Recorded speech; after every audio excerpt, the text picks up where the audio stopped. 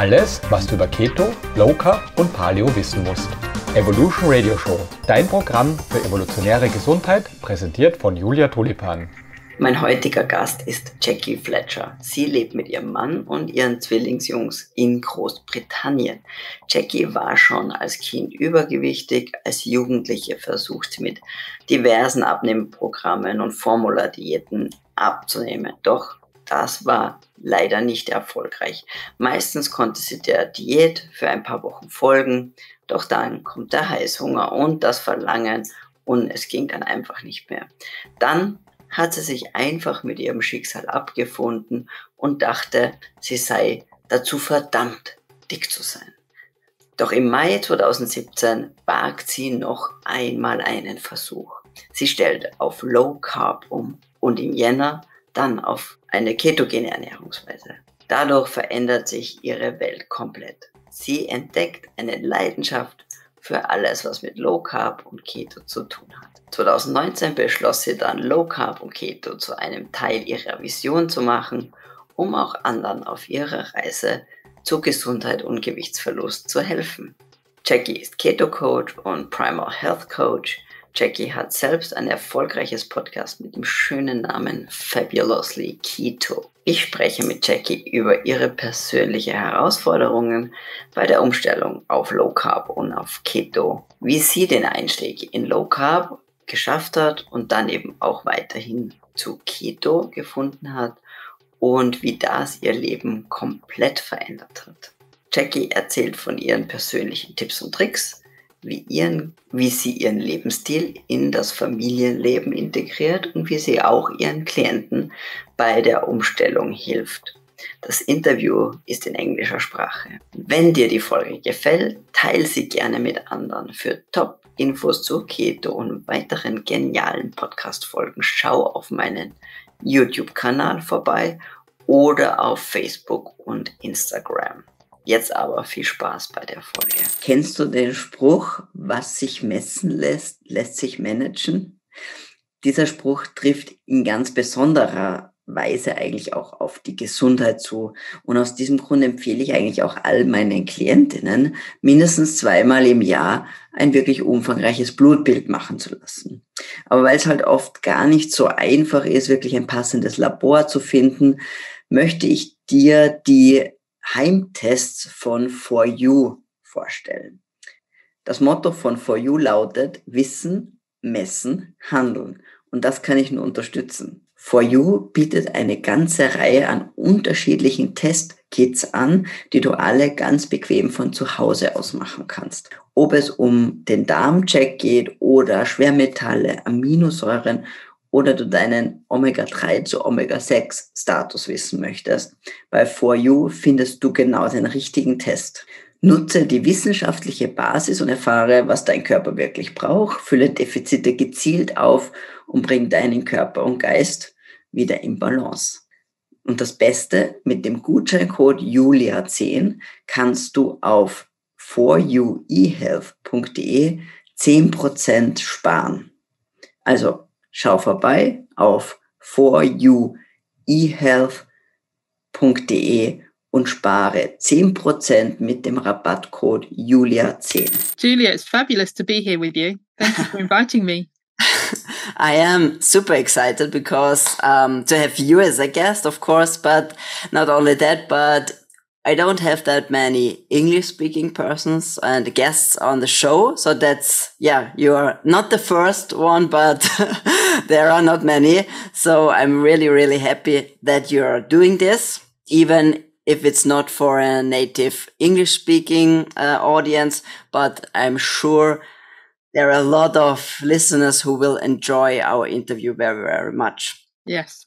I'm sure that you've got lots of listeners who will understand me, whereas if you did it the other way around, it wouldn't happen here in the UK. I'm sure it works well. And what I think is it's also quite nice because we tend to live in our bubbles, even in our geographically bubbles.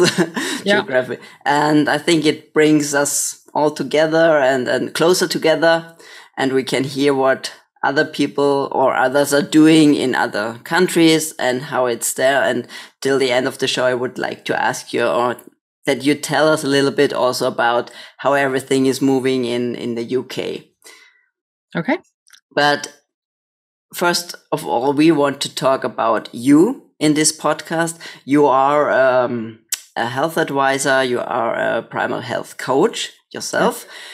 But today we don't want to talk about others. We want to talk about your journey. And so I'm really, really excited to hear about, where did you start? How did it all begin? That's really, really fascinating, I think, because every story is so different. Yeah. So my journey, I sort of link it back to 2017.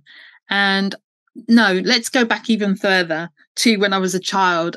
I was always overweight. Now, of course, when I look back on photos, I wasn't. I was probably just a normal kid, but I felt fat compared to other people. My friends were very thin, lots of thin people around, and I felt very fat and I felt very odd.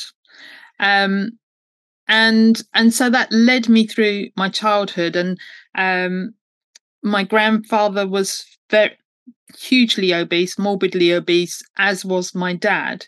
And so I grew up believing that I was destined to be fat, that was, part of my gene pool and that was going to happen. So I don't know how much of that was the environment and how much of it was in my head. But by the time I got to 12, I'd already started dieting, all sorts of diets. I'd tried, counting calories, Weight Watchers that we have here in the UK, the shakes, all through my teens. I tried all different diets and I wasn't very good at it. I just didn't think I could do it. I would do it for a few weeks and then, of course, something comes along and you stop and you just this one meal or just this one day and then I'll get back to it. But because it's so hard, you don't go back to it. So I did this over the years through my 20s as well. And just to add a point, which I found out was hugely implicated, is when I was 17, I had a tumor on my ovary. And so when just before I was 18, they took out the tumor, and along with it, they took 1.5 ovaries and my appendix. So what I've learned in recent years is that the hormones are completely messed up when they take out parts of your reproductive system. And so that was probably influencing my weight as well. And maybe the tumor was also influencing it when I had it before. So there's quite a lot of stuff going on there. But I didn't know that until 5 years ago. By the time I got to my mid-30s, I just thought, I give up. Diets don't work. I can't do it. I'm not motivated. I don't have the willpower to do it. Why bother? I'm just going to not bother anymore. But I did buy into the paradigm of what you have to do is you have to eat less and you have to move more. It makes total sense, doesn't it? Use up more energy than you eating and it all works fine. The problem was I couldn't do it. So every night I'd go to bed and say, tomorrow I'm going to be good. Tomorrow I'm going to eat less and I'm going to move more. And then I'd wake up the next day and it was just like yesterday, nothing changed. So I didn't eat less and I wouldn't move more, or maybe even couldn't move more. So that went on for years, and over the years, slowly putting on more and more weight. And then in the last year, from 2016 to 2017, I put on a lot of weight, and I put that down to a lot of stress that was going on in my life. And I had no intention of going on diet. I had no intention of losing any weight. I just thought, this is it. This is me. This is who I am, and was quite accepting of it. But then I read Gary Taubes' Why We Get Fat, and something changed. And just going back a little bit before, I had in the past tried giving up wheat because I'd read Wheat Belly. So I'd gone 9 months without wheat, but then went back to it. And I had tried being vegetarian for about 9 months and then came off and couldn't get back to it. So I've tried different things, throughout my journey. But this time something really clicked, as if to say, that makes sense. And not only that, what he was suggesting eating sounded good. I could do it. I still love pasta, potatoes. They're my two and bread. Who doesn't? Yeah. And we have a lovely baker. It's about 6 miles away. So what's that? Maybe 4 kilometers. Mm-hmm. And I used to drive every day, Monday to Friday. I used to drive 4 kilometers to go and get a loaf of bread. Not 4 kilometers. Sorry. 6 miles is nearly 8 kilometers, not 8.5 kilometers. I used to drive 8 kilometers just to go and get a loaf of bread. And that all stopped. I had to stop that. And that was the hardest thing for me, was making that change of no bread, no potatoes, no pasta. But that's all I cut out really. And no wheat. I cut out the wheat. So I stopped eating cakes and biscuits. And the weight just slowly came off. I was still eating some chocolate. I still had some things with sugar in, but no biscuits and cakes and things like that. And so that was the start of my journey. Wow. How did you find Gary Taubes and How We Get Fat? So it was from another book, actually. Have you heard of Gretchen Rubin? Yeah, I've heard, yeah, but I haven't read anything from her. Okay, so I was listening to a podcast, and it wasn't about health or well-being. It was about productivity that a friend of mine runs. And the lady on the podcast said about reading this book. It's called let me get the right wording right. Better Than Before, Mastering the Habits of Everyday Lives. And in that book, so I wanted to be, I wasn't motivated. I didn't have good habits, all these things. And I wanted to build up some good habits. So I read that book, but in that book, she recommended Gary Taubes' Why We Get Fat. I had no intention of losing weight, but I thought, you know what? I'll get the book on audio and I'll listen to it and we'll see where it goes. I've listened to it so many times now. Yeah. I think it's always interesting how, what are I don't know, sometimes there are those key moments or those bits and pieces that are there just at the right time. You have to be in the right, mindset, maybe in the right place. Yeah. And then you need also the right information at the right time. So for me, it was also Gary Taubes, who was kind of who led me kind of into the whole low carb or the ketogenic diet as well, but it was good calories, bad calories. I was going to say I'd heard of good calories, bad calories before, but that never appealed to me, because it was like, what I thought it was going to be about is telling me that all the things I should be eating that I don't particularly like, and I'd have to give up eating the things that I liked eating, which I did to an extent, but not totally. Yeah. So there we go. Yeah. And then did you then right away kind of also, so did you replace the carbs, so that the bread and the pasta and the potatoes and the biscuits with fat, or have you been also a bit hesitant to add fats to your diet? No, I added fat. I added loads of fat. So I didn't replace bread with a substitute bread. I didn't replace cakes with the almond flour cakes or anything like that. What I did was, with my main meal, instead of the potatoes, we'd have 2 vegetables, and then I would put loads of butter on that because I love butter. And so that's how I started. And even at that point, I wasn't even eating much low carb vegetables. It was mainly frozen peas and corn on the cob. So it was a lot of corn and a lot of peas. Yeah. So it's fairly high carb vegetables with lots of fat. But it, obviously cutting out the potatoes and the bread and the wheat made a difference. Yeah, definitely. So maybe it was a kind of a more like I don't know if you could call it a slow carb diet, or like Tim Ferriss wrote about in his 4-Hour Body book, or at least a moderate low carb diet.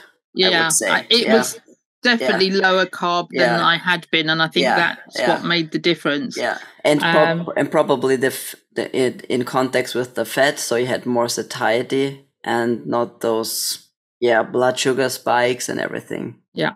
At the moment when you started with this kind of diet, did you have, I don't know, the concept of low carb? Also, did you have the name for it, that you said, okay, this is now low carb and I'm trying this, and how was the journey now from this to keto then? I don't think I did, because some people then go off and they do lots of research and they go onto the internet and they research and they look things up. I didn't. I just read the book and cut out those things and carried on plodding away, really. And it was only about 6 months later that I felt that I needed to know more. And then I went back to the Gary Taubes book and looked up some of the resources that he'd mentioned. And then started to read some other books, and then found some podcasts, and one podcast leads to another podcast, and so it goes on. So it was only in January 2018 that I really started to be aware of what I was doing in a way. Mm-hmm.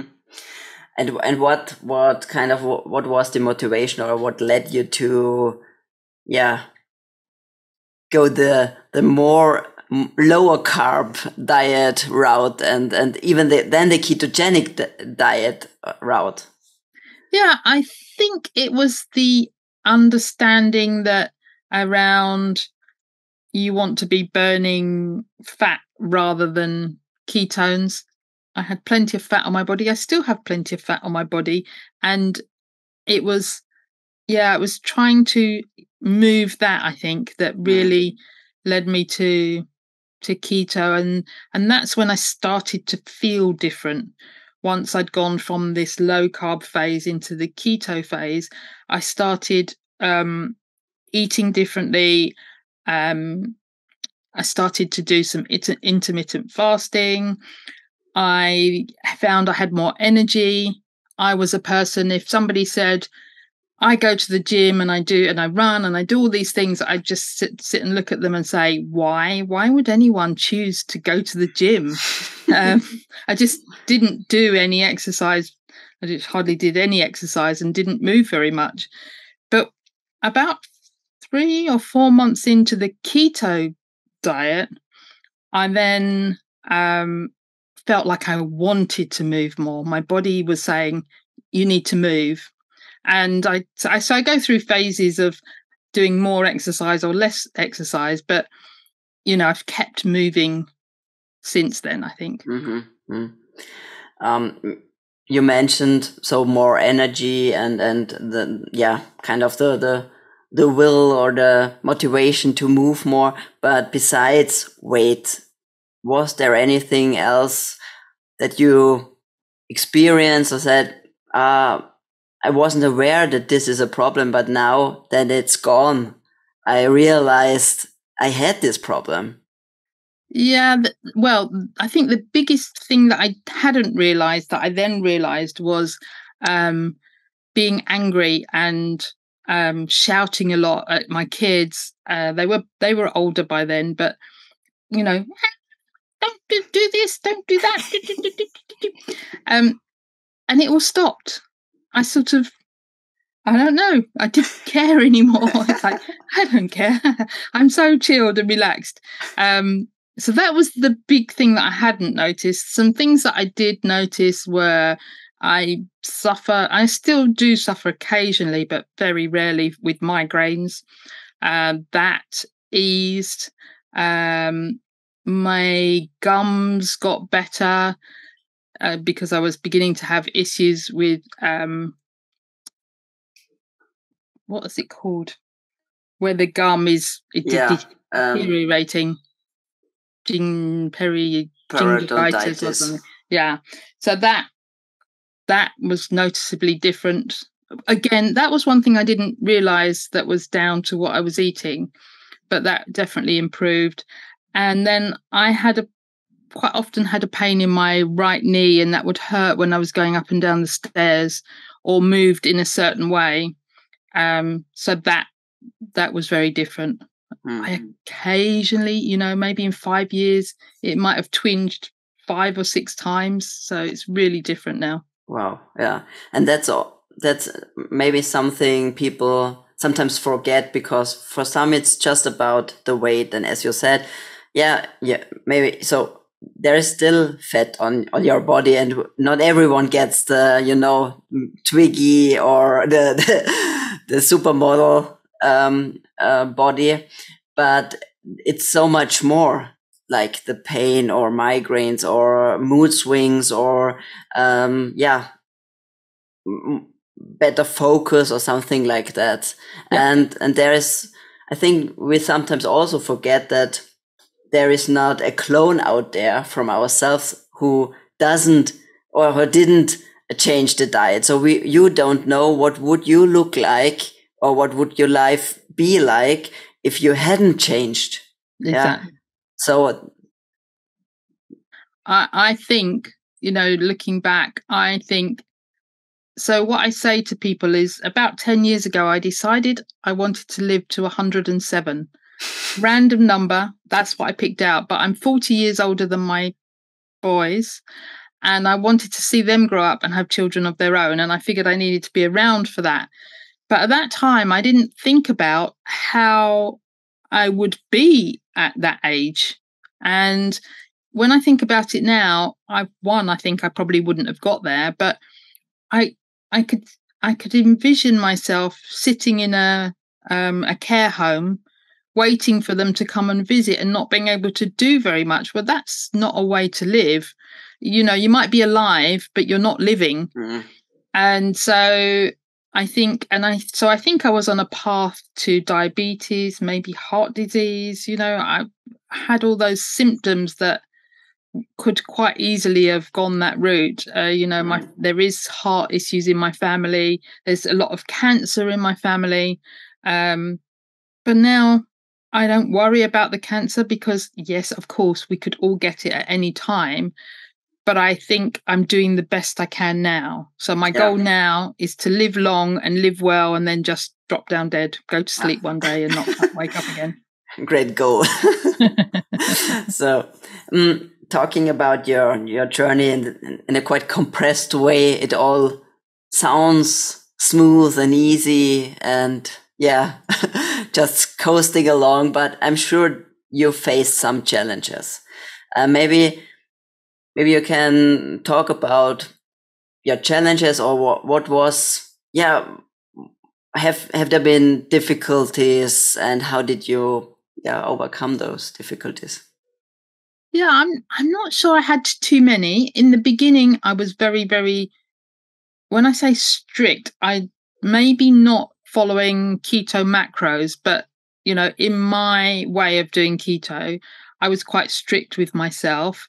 And so, of course, you go through those moments where other people, you might be out and other people are eating, and you feel like you want to do, have that piece of bread or have those potatoes, or maybe order a pasta dish if you're in an Italian restaurant or something like that.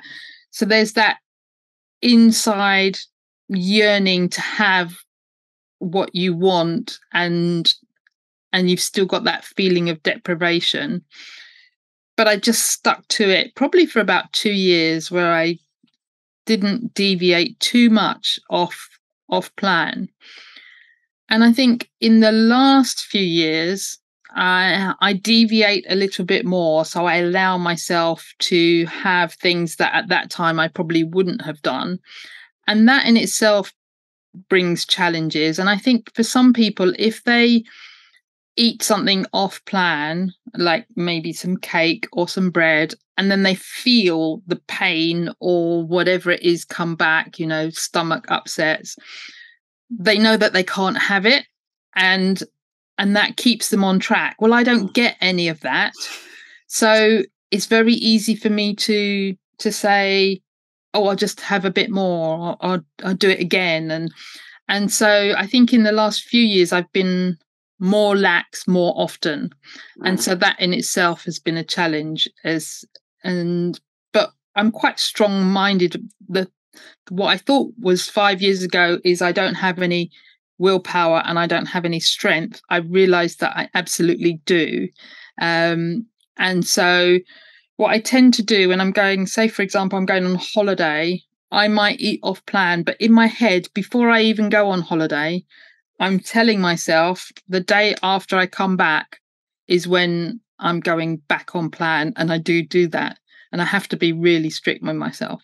So I think they're the biggest challenges. Great. You also told us that, so you have 2 kids. And so I can imagine that's not always so easy. So how do you manage your family and this kind of, or this way of eating? Are there for doing it as well, or are they eating pasta and pizza? So my husband, from when we were married, after 2 years, he started doing all the cooking. So my husband does all the cooking. He does all the shopping and all the cooking, which is wonderful, absolutely wonderful. Great. And even before before 2017, he would cook for me and the boys, and he would eat something different because he likes different food. So when I said this is what I'm going to do, I'm not having potatoes, I'm not having pasta, and I'm not having bread. And I want another vegetable. He just supplied that to me. Wow. And so I think in a way that was easy because I wasn't in the kitchen and I wasn't cooking things that I couldn't eat. And what I did was I made a cupboard, a section of the cupboard, which had my stuff in it.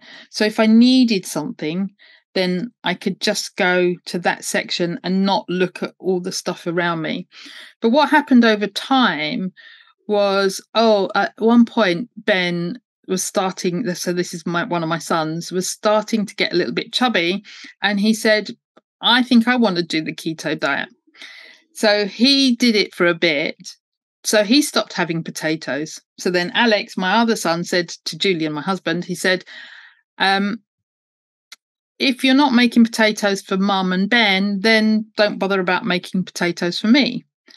So now when we have dinner in the evenings, it's usually meat and 2 vegetables, and they rarely have potatoes. They do sometimes. They occasionally have pasta. If there's a bolognese being made, they'll have spaghetti. If there's a chili, they'll have rice, but nowhere near the amount of carbs at a meal than they used to have. But during the day and other times, they're still quite high carb, I would say.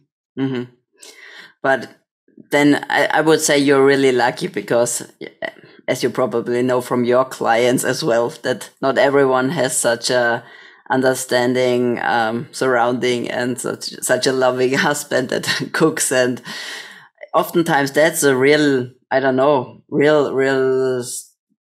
stumbling block, real problem. Yeah, he has been. He's not supportive in other ways, but when I say, because I go through and I do different things, I'm not eating next week, or I'm fasting next week, or last week, for example, was I'm just eating beef, bacon, butter, and eggs. He just buys me what I need, and if I say, I'm not having whatever it is, he just goes with it. He never complains. He just does what I ask him to do. It's really good. That's really, really good. If you're doing it now you say you started 2017, yeah. So let's say you're doing it since 2017. you had a lot of time to, learn and make mistakes probably. What would you say, or is there anything you would do differently, or have there been really great big mistakes you would say, if I could, I would have done it differently? I think looking back now, I think I wish I would have, when I read Gary Taubes, I probably wish I would have investigated a bit more and done a bit more research around keto, and probably even considered counting macros and really being stricter with myself. And I think had I done that, maybe the weight loss would have been different. Maybe it would have been more. Maybe it would have been more, happened quicker. I don't know. You hindsight's a wonderful thing, and you never know what would have happened. But I think maybe if I'd have done it a bit more formally, it might have made a difference. So I think that's one thing I think about. But then I think about my personality, because even now when I try to track, I'm not a tracking person. I can do it for a day or 2 days, but I give up very easily. Yeah. And I think maybe now I don't need to, because I know what 30 to 40 grams of lettuce looks like. I know what 70 to 90 grams of cucumber looks like. I know what 20 grams of onion looks like. So when I'm making my salad, I know that it's pretty much in the ballpark. I know an olive is, weighs about 5 grams and things like that. So in my head, I know what I'm doing. So maybe I don't need to track. Yeah. But maybe if I was a bit stricter, I might have had a different outcome. Do you measure your ketones? Occasionally. So, well, actually, I'll take that back. It used to be occasionally in taking blood ketones, but I now have a breath ketone meter. So I do that every morning, and then sometimes I'll do it before lunch and sometimes I'll do it before bed. The idea is to do it on an empty stomach, away from brushing your teeth and things like that. So sometimes I will forget. So what I found is that the breath ketone meter shows much higher ketones than the blood one, when I take the blood. So I'm usually in blood, 0.3 to 0.5 is where I'm normally when I'm eating regularly. If I then fast a lot, of course, it will go up. So blood, breath ketones is around 0.4 to 1.2, something like that. Yeah. And do you look at your blood sugar as well? So or do you have some? I don't know. Is there a progression, or do you see that has something changed there, or maybe? And there's one thing also I wanted to ask you is: did you experience the rise of blood sugar when you started with low carb or a ketogenic diet? Okay, so to begin with, I didn't know about blood sugar, and I didn't know about ketones, and I have, I hardly ever went to the doctor, so I hadn't had blood tests. So I think my blood sugar is normal, and my HbA1c over the time has come down. Yeah. But I sit quite high. So do you use 5 is that the measurements you use, millimoles? No, we use milligram per deciliter. Okay, so I sit around 95 to 100. Yeah. Just generally, unless I'm fasting, and then it will drop. Not huge amounts, but it does drop, and I have got down quite low to something like in the 70s or something like that. But only after a long period of fasting, maybe 3 or 4 days of fasting, does that happen. So I tend to sit at the upper end of normal. Yeah. what I have experienced is that, so it took me really long, I would say around 6 to 8 years or so to get my blood sugar down. So I would say I was really on the brink of getting, I was pre-diabetic. I would say in hindsight, I was pre-diabetic, always around 100 milligram per deciliter or a little bit above. Yeah. And back then I didn't have a HbA1c, but it took really long to get the blood sugar consistently down. Yeah. So I think that's also, so there's of course age. I think it takes longer the older you are, of course. And then that there is, it really takes some time for the cells kind of to heal and to, even if you are insulin sensitive or getting more insulin sensitive, I have experienced, so I've also seen this in my clients that the blood sugar takes really long to get it consistently down. Yeah. Interestingly, of course, the HbA1c that you can see go down quite rapidly. So, and I tell all my patients or my clients that they don't. Yeah, sometimes they're a little bit, I don't know, frustrated if the blood sugar is higher in the morning and if it's not that low as they expect it to be, that the HbA1c is a really good measure for my overall glucose load or glucose exposure. But you do a lot of weight training, don't you? Resistance training. Yes. And I think that helps, and I don't. Yeah. I think that's my next. Your next. My next progression. Yeah. And I keep starting, and I do it for a week or so, and then I stop again, and I need to build up some consistency in that. Yeah. And I think part of the lack of not doing it is because I'm not sure that I know what I'm doing, and therefore I think I'm not doing it right, so I stop. Yeah. So I think I need to get some education around what I should be doing and what works for me, and I maybe even get somebody that will push me to do it. Yeah, that helps a lot, especially if you're not experienced in weight training. It helps a lot to have someone telling you just do this or do that, and having a plan, of course, that always helps and to stick to. Yeah. Besides weight training in the near future, are there any other experiments you're doing? So,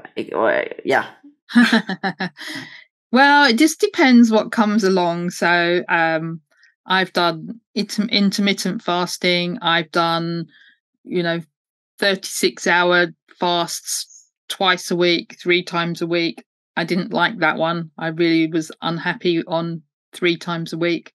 What else have I done? I've tried carnivore a few times. I hate it. I keep trying, and I keep thinking that it's going to be good for me, and maybe if I can do 30 days. So last week I was on somebody else's course doing a 5-day beef, bacon, butter and eggs challenge.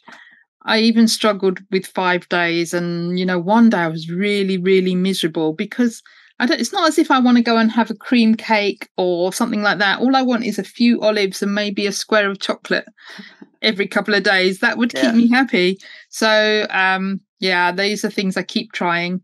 I have done some dry fasting in terms of intermittent fasting, dry fasting, so no water. Didn't get on very well with that. What other challenges might I do? Just depends. When someone comes along and says, "Oh, have you tried this?" and I might try it. So the other things I've done are, I had a guest. I've been thinking about cold water exposure for a long time. I hate the cold. I was the person that when we went to the beach with my kids, it was like, leave me, I will come in, but it might take me half an hour to get in the Mediterranean in the summer, in August, would take me half an hour to get in. That's how much I hate the cold.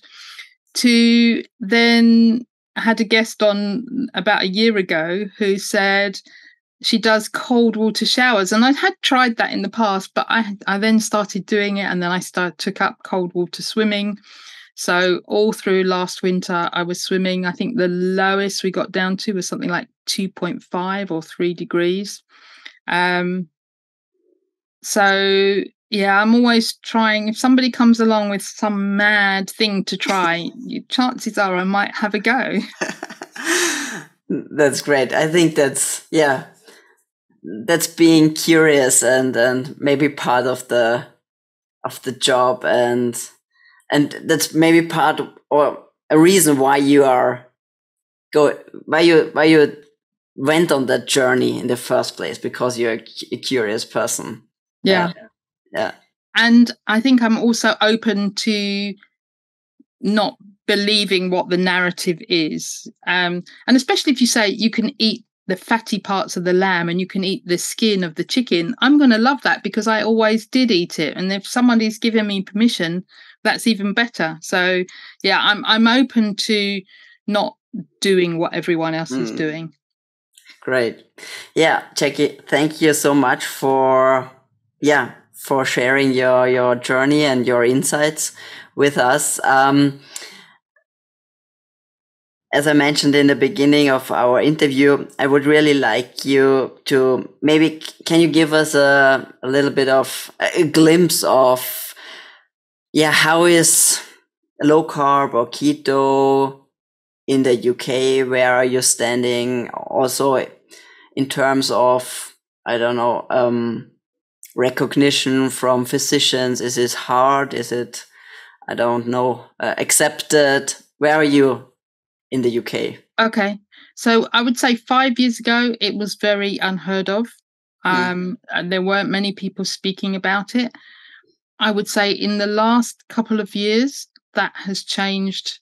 Now, I don't know if it's changed or I'm just more aware of the changes. I think people have, when you say I'm on a ketogenic diet or I'm low carb, people, instead of saying what, they might say, oh, okay. There was some knowledge about it, I think. Whether it's the correct knowledge, I think often it's not the correct knowledge, but they have an awareness of it. I see it more that we have low carb, what are they, sort of food, forgotten, I don't know what the word is, where they have stands and people are going there and they're showing their products. A fair or exhibitions or fair, so there's more. I'm aware that there's more of those going on. We have some festivals and events, low carb events. People are putting on low carb events. So I think that is becoming more normal now. Definitely, I would say that we're seeing foods that are, not that I think that they are keto, but they say they're keto. Yeah. Because I definitely come from a place of, this is about real food, not something that comes in a packet. So I think there is an awareness. I think, that I run a podcast as well. We have lots of doctors coming on. So I think, doctors are becoming more aware, and there are doctors out there, telling other doctors about it. And in fact, we have a charity called the Public Health Collaboration, and I'm a public health collaboration ambassador. And the idea is to go to your local doctor and introduce them to low carb. But because of COVID, it's been really hard to speak to anyone. But I did speak to the diabetic nurse there recently, and she said, oh, yes, we recommend low carb and intermittent fasting. So I think it is becoming more normal, not normal, but more acceptable. Yeah, acceptable. And not, you don't get so many funny looks as you would have done maybe 5 years ago. Yeah, it's very, very interesting, and it's just nice to know and hear about other countries and how it's going on there, because in Austria or in Germany, everything is it's moving really slowly, and there are also some initiatives, some events around keto and around low carb, and also some doctors already, I don't know if not really working together, but at least they are kind of more open about it. And also it's not that easy to recommend something for a doctor or for a nurse if it's not inside Approved. The guidelines. Yeah. So it's really difficult for them to navigate kind of the gray areas, so to speak. So, but I'm positive that slowly we are getting there. And in some regards, at least carbohydrate restriction as some kind of management plan, at least for diabetes or obesity, it's getting there and even incorporated in guidelines. So that's a good thing.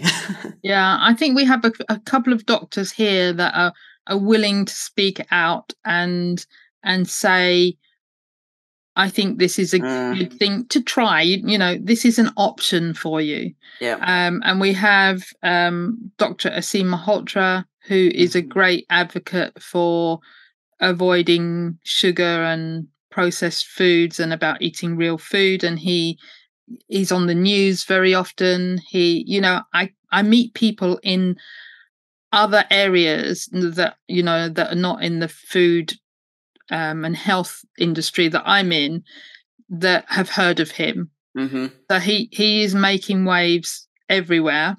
And then people like, have you heard of Dr. David Unwin? Yeah. And so he was a senior partner in his GP practice. So he could start doing things. And I think if you're maybe a junior doctor, it's probably harder.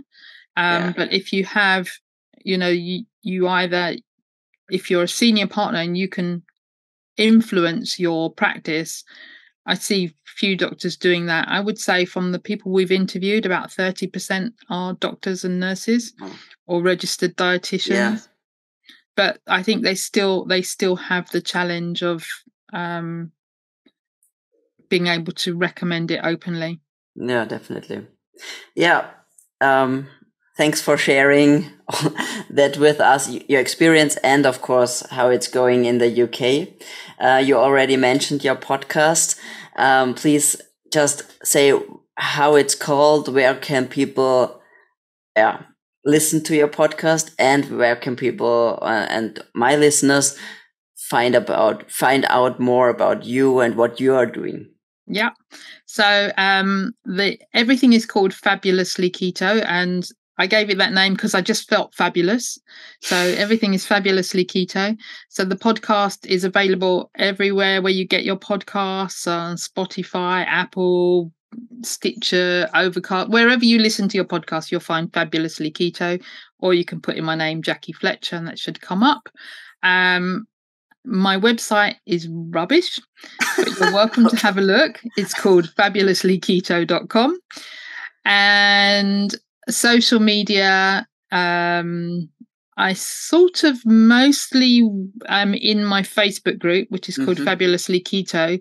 But we do post out on Twitter, Fabulously Keto, Instagram, Fabulously Keto 1.